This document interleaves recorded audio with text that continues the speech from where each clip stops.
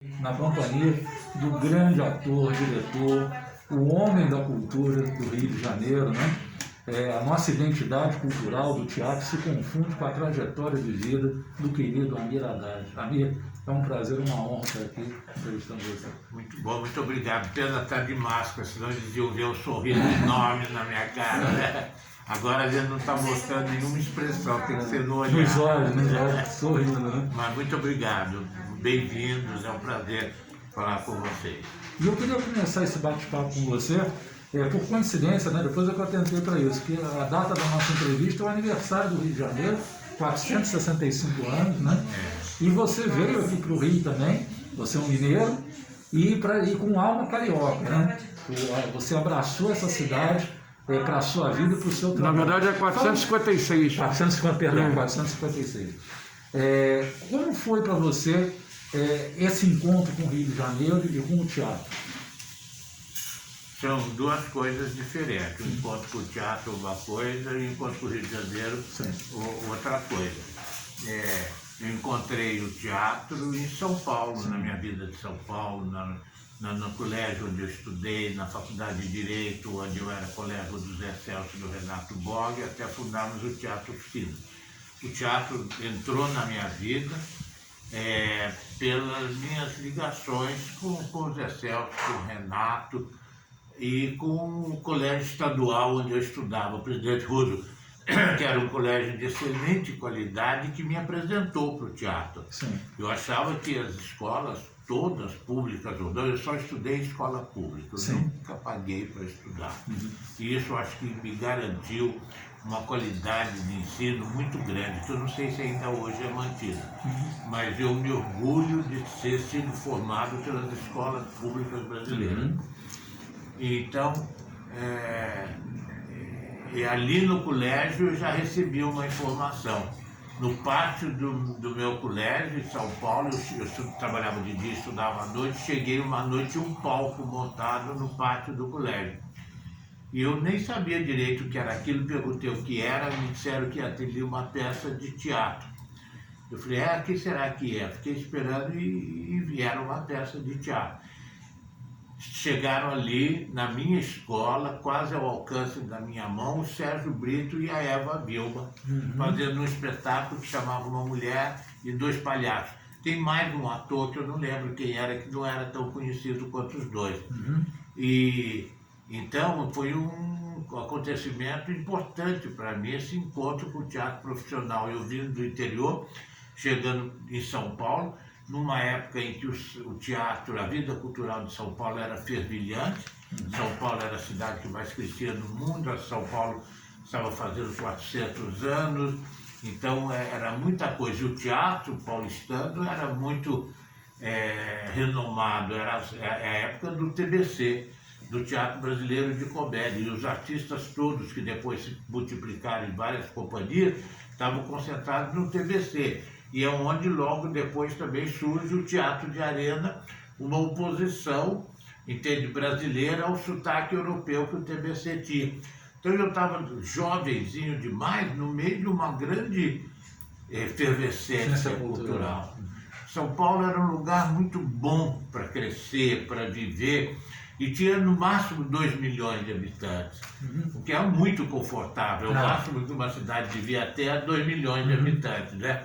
Então ela tinha um bom tamanho, tinha uma vida cultural intensa, a televisão não existia, era uma coisa obscura, não tinha a força que tinha hoje. A minha escola, a minha formação escolar era de ótima qualidade, então eu tive uma ambientação muito propícia dos anos 50 até o final dos anos 50 e início de 60 para me transformar numa pessoa inquieta, bem situada culturalmente e com muita coisa em volta. Então, o meu contato com o teatro veio da efervescência cultural que existia em São Paulo no momento em que eu saí do interior do estado de São Paulo, onde eu morava, com 14 para 15 anos de idade, e fui para São Paulo fazer o curso colegial preparatório para a faculdade, que é o Colégio Presidente Roosevelt, onde eu tive esse encontro com a Eva Vilma e o John Herbert. Então, o teatro entrou na minha vida desse jeito. Eu saindo do interior, eu devia ter alguma veleidade teatral. Eu era sempre chamado para fazer leitura em voz alta na escola. Quando tinha algum poema para declamar, a professora pedia para eu declamar, eu acho que eu era exibido. Então, lia bem, falava bem, naturalmente. Então, eu tinha já esse hábito de me apresentar. Já tinha tido uma experiência teatral quando garoto. Os meus professores fizeram uma peça e eu tinha que entregar o telegrama. Foi uma coisa fantástica. Eu entreguei o telegrama e não saía de cena. Eu não sabia que era para sair de cena. Fiquei lá, daí eles me puseram para fora de cena. Mas eu gosto de falar nisso porque dessa vez, quando eu estava lá no camarim, eu vi a minha professora de combinação se maquiando para entrar em cena. Para mim, seminua, uma professora de combinação, era um deslumbramento muito grande. Eu nunca mais esqueci isso da minha vida. Eu não sei nem se eu não fui para o teatro por causa disso, mas foi uma experiência forte, muito forte. Então, vindo para São Paulo, já com essa certa acessibilidade e ambiência cultural que a cidade de São Paulo tinha, não podia ter dado outra coisa. Eu acho que São Paulo confirmou, entende, um lado meu. Eu vim para ser advogado, né?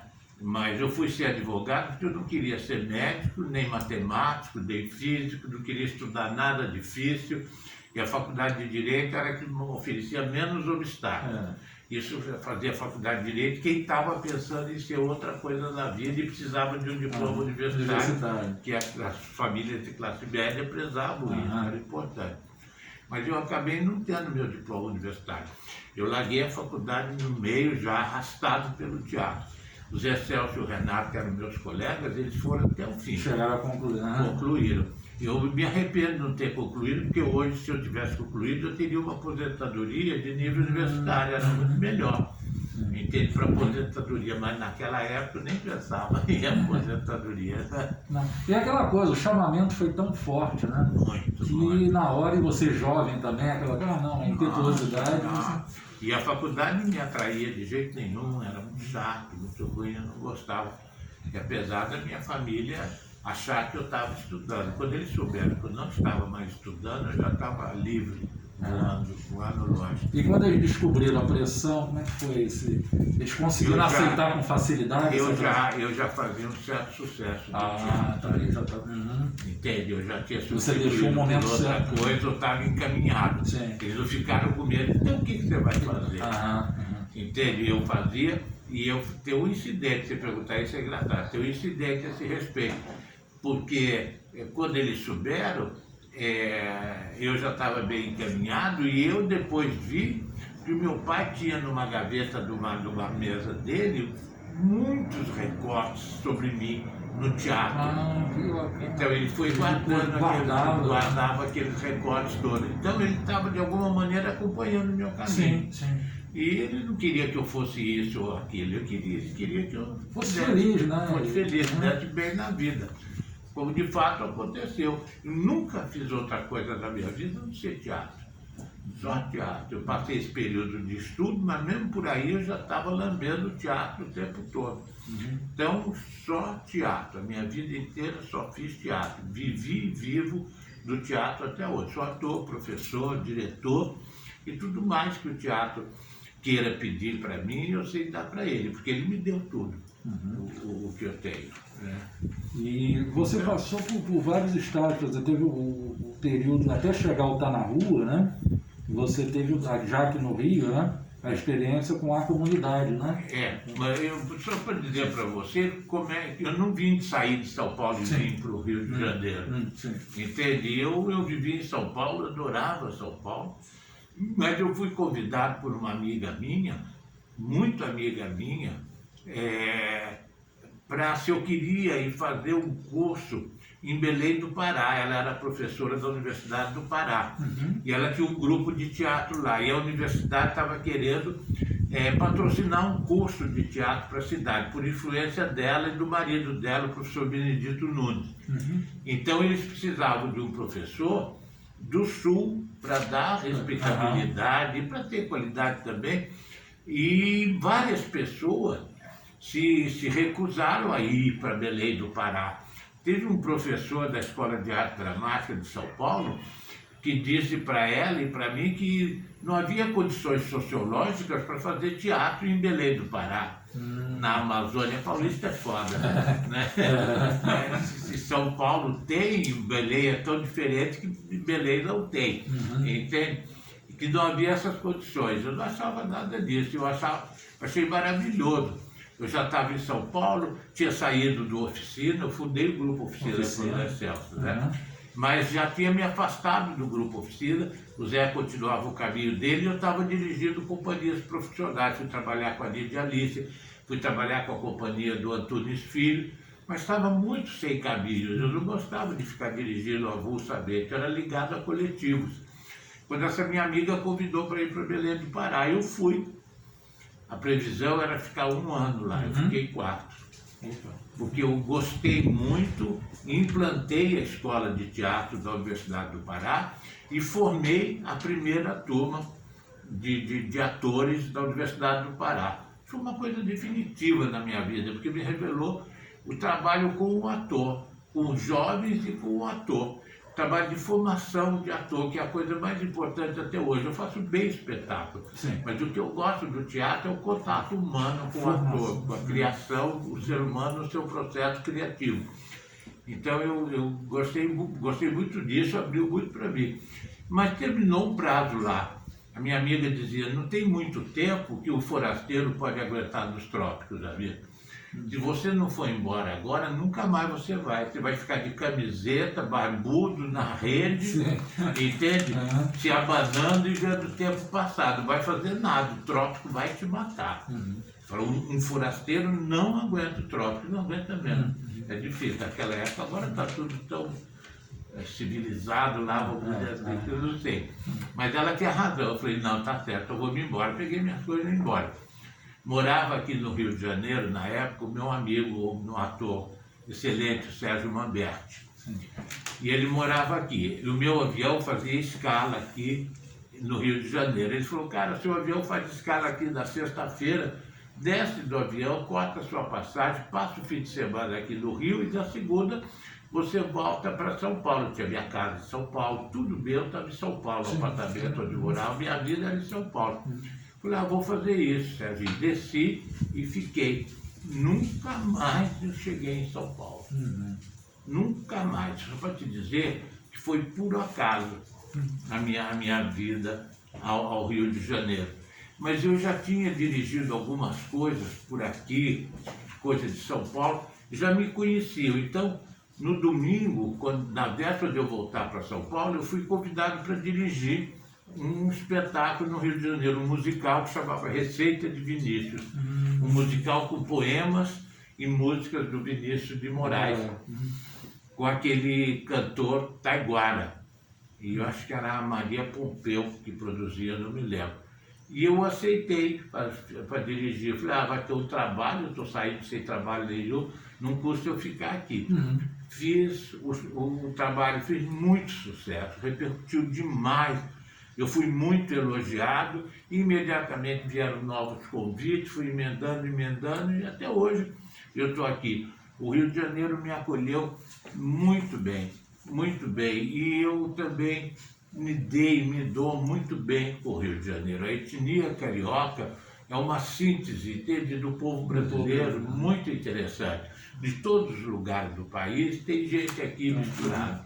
Então eu gosto muito de estar aqui, viver aqui, sem falar da paisagem carioca, do litoral do Beira-Mar, essa vista fantástica que eu tenho aqui, tem a Baía de Guanabara o tempo todo à minha frente. Não foi o tempo todo assim, mas eu morei muito tempo em Copacabana, morei muito tempo em Ipanema, antes de vir para Santa Teresa e estar aqui nesse lugar que é um privilégio. Uma cobertura de um prédio de 10 andares, toda ela voltada para a Baía de Guanabara. Da Ponte Rio-Niterói ao Pão de Açúcar, é o meu horizonte que eu descortino. Então o Rio de Janeiro é entranhado dentro de mim. Eu adoro o Rio de Janeiro, adoro a etnia carioca, adoro a vida cultural desse país. tenho muito contato direto com a população, porque há mais de 40 anos eu resolvi sair dos teatros e trabalhar nas ruas. Então, você trabalhando nas ruas de uma cidade, a sua relação com a cidade se aprofunda muito mesmo.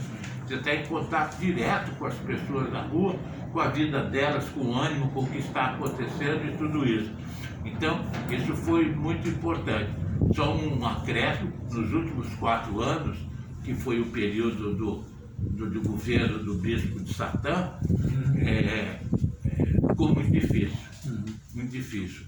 A cidade triste, o povo triste, o desalento, a desesperança, a falta de humor.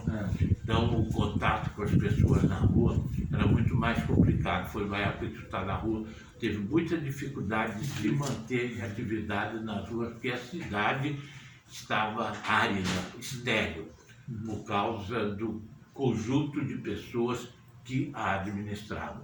Agora que começou E a mudar. essência do estar na rua era a alegria, né? Do contato, do encontro, né? Do encontro alegre com uma população que era alegre também.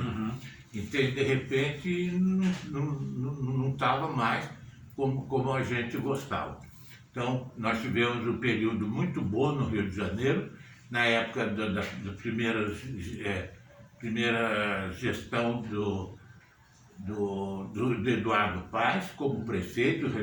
Realizamos 3 festivais de arte pública com o apoio da prefeitura, do Eduardo Paes, que sempre, ele é um carioca que ama a cidade do Rio de Janeiro, e ele dava muita força para o trabalho da gente nas ruas, porque ele achava que era bom para o Rio de Janeiro, e é.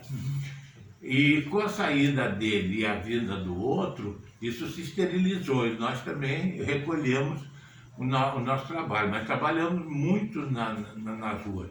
E agora, esse ano, estamos trabalhando na perspectiva de voltar. Ele disse que quer, via cultura, o prefeito disse que quer usar a cultura como ferramenta de recuperação da cidade do Rio de Janeiro.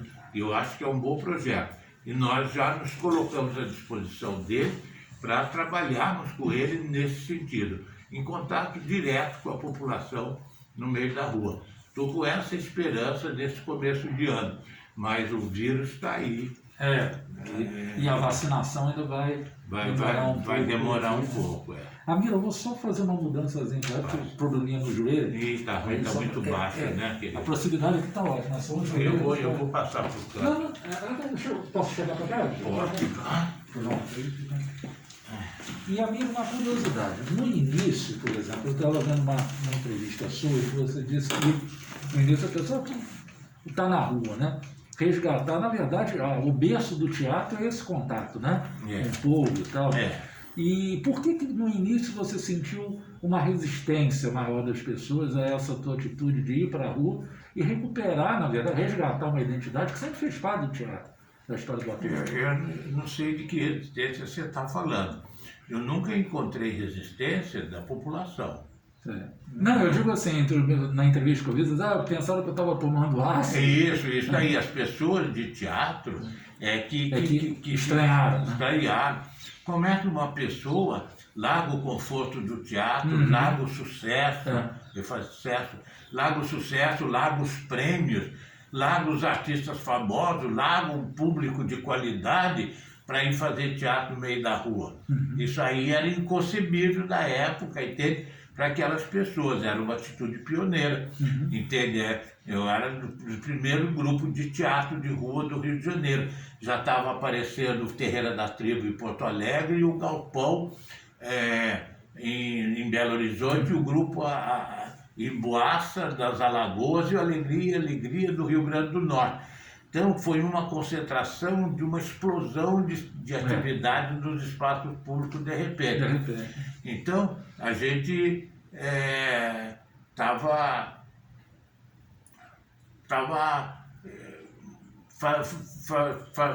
fazendo isso.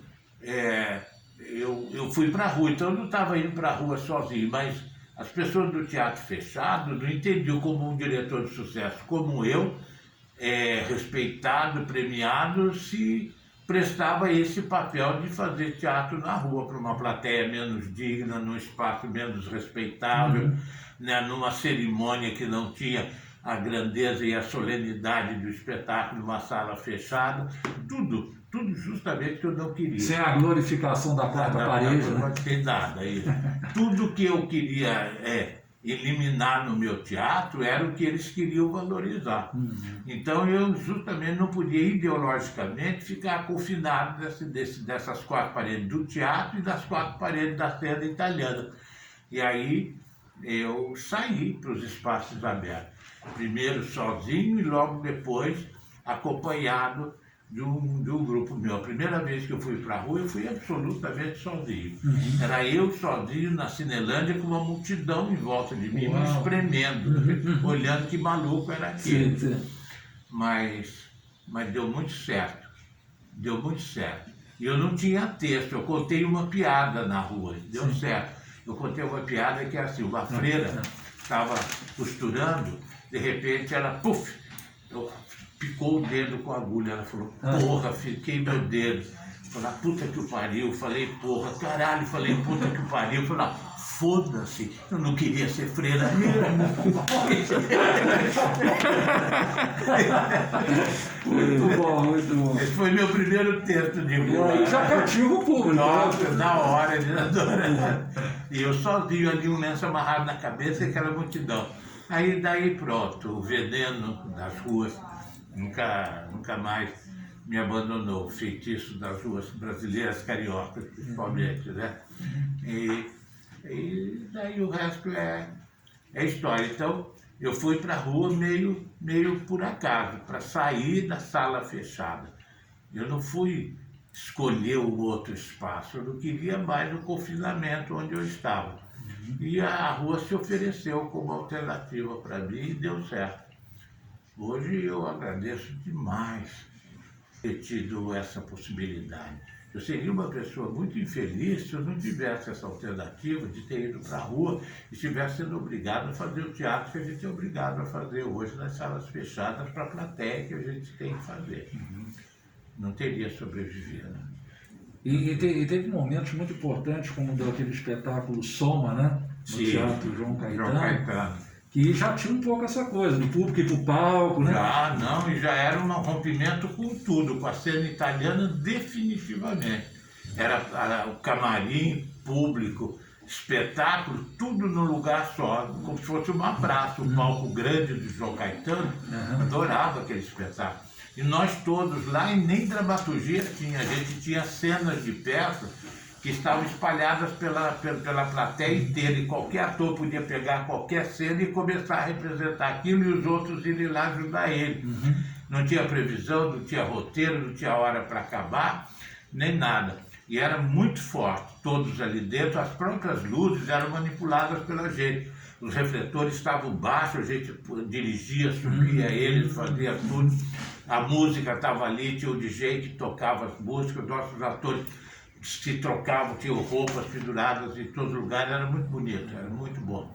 Os espectadores entravam pelo corredor lateral do João Caetano, que era muito escuro, eles iam daquele escuro, até chegar na porta de entrada do palco. Quando abria, estava aquele espasmo de cores, entende, de luzes dentro do palco.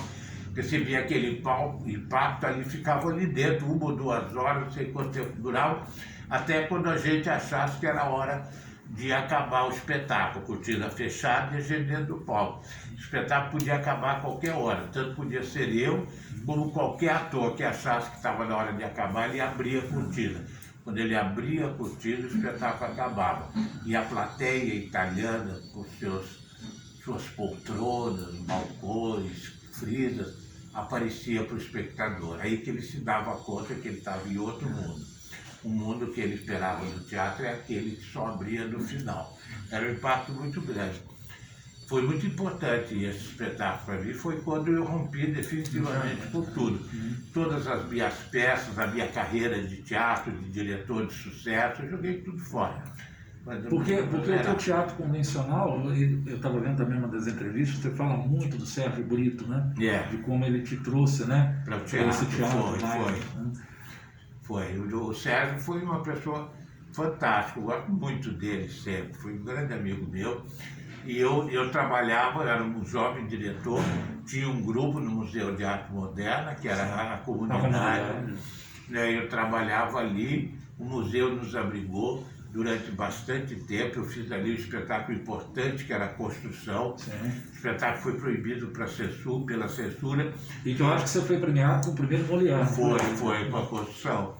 E eu fiquei lá no museu durante 3 meses, enquanto a gente lutava para liberar a peça da censura. A gente não quis abaixar a cabeça para a censura, a gente quis defender nosso direito. E foi bom, porque lutamos e acabamos liberando a peça. Depois de 3 meses nós reestreamos. Agora, o que foi bom é que nesses 3 meses eu continuei trabalhando. Então eu não conhecia isso, trabalhar 3 meses do espetáculo que já estava para estrear.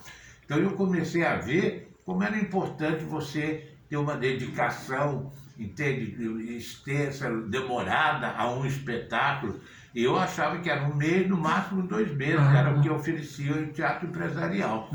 Mas eu trabalhava, tive esse tempo todo e fiz o espetáculo como a construção. Então o espetáculo fez muito sucesso, eu ganhei prêmio Mulher com o espetáculo e fiquei muito bem. É aí é que o Sérgio Brito, também uma pessoa de teatro oficial, que eu tinha visto ele no meu colégio em São Paulo, né? Veio me convidar para trabalhar com ele. E no início da carreira ele tinha um pouco essa coisa do galã, né? Ele foi se libertando. Não, ele era galã. Eu fui o primeiro a romper a imagem dele de galã. Ele queria isso. Eu falei, não, você ficar como galã, você não pode ser mais ser ator. Aí fiz a peça que eu fiz com ele, Tango. Primeiro ele fez um Peter comigo, não sei qual foi o primeiro, que ele fazia um Teatro Teresa Raquel. E o Pinter foi lá no teatro dele, no Teatro Senac, lá na Toneleiro, ali. Numa ele fazia o gangster violento, que era uma coisa tão surpreendente para o Sérgio Brito, e na outra ele fazia um diretor de teatro de vanguarda, aí ele mostrava a barriga, tirava tudo, e rompeu definitivamente a imagem de galã, de vesperal, de Copacabana, das quintas-feiras. E também revelou um perfil de ator poderoso. Ele sempre foi muito grato a mim por ter acreditado no ator que ele era. E foi sempre. E eu sempre fui muito grato por ele ter chamado um jovem de diretor de 20 e poucos anos de idade, ter tido a coragem de se colocar na mão desse diretor iconoclasta, que em tese iria matá-lo, como de fato matei. Foi um encontro de 2 visionários, né? Ele visualizou você no futuro, você visualizou ele também. Também. Ele me puxou e eu puxei por ele. Foi um encontro muito bom, ele sempre foi meu amigo até o último momento. Eu sou grato a ele, sinto saudades dele, mas eu acho que ele viveu uma vida intensa e prestou um grande serviço ao teatro brasileiro. Ele era um apaixonado pelo teatro, era um homem de teatro, apesar de ter feito televisão e tudo. E nessa época que você dirigia, atuava, você também se dedicava paralelamente a uma atividade do professorado, mais do magistério, ensinando também? Ou não dava tempo de você? Não, o tempo todo eu dividi a minha atividade entre ser ator, ser diretor primeiro, o ator veio depois, e ser professor. Desde que eu fui para Belém do Pará e conheci essa minha possibilidade, eu nunca mais abandonei. Eu vi como essa coisa era forte de mim, dentro de mim, ensinar aos outros aquilo que eu sabia.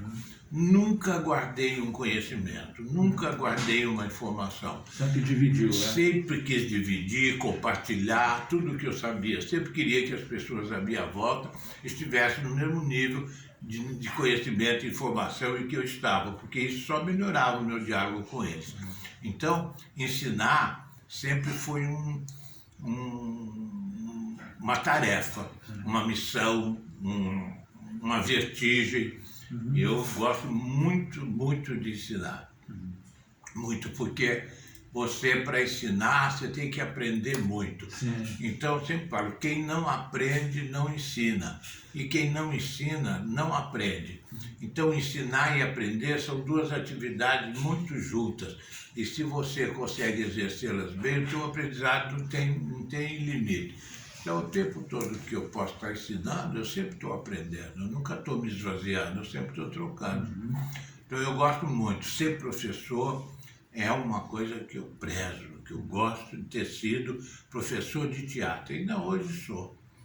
E está sempre com esse olhar atento para a vida. Eu estava revendo algumas entrevistas suas e você disse numa entrevista que aprendeu mais com João Saldanha e Armando Nogueira do que se debruçando sobre os textos de Stanislavski. Não tenho a menor dúvida.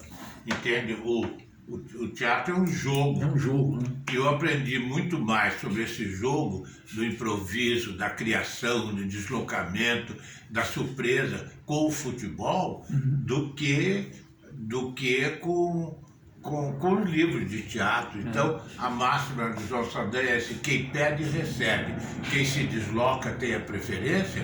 É uma coisa que os meus atores precisavam entender o que é isso. Entende? Se você está disponível, está aí, ansioso para falar sua fala, eu vou dar sua fala. E se você se desloca, sabe se colocar em cena, você vai receber a bola direitinho. Então, quem pede recebe, quem se desloca tem a preferência, pressupõe uma atividade intensa, intelectual, inteligente do ator, né? o tempo todo, enquanto está vivo o jogo. Então, o teatro, para mim, era um jogo que se mantinha vivo. Eu nunca gostei de ficar com o espetáculo pronto, um cadáver e ter maquiado que se apresenta todo dia no mesmo dia. Eu sempre fiquei incomodado com isso. Sempre quando chegava nesse lugar, eu fazia alguma coisa, eu quebrava alguma coisa para sair dessa rotina onde o ator era louco para entrar.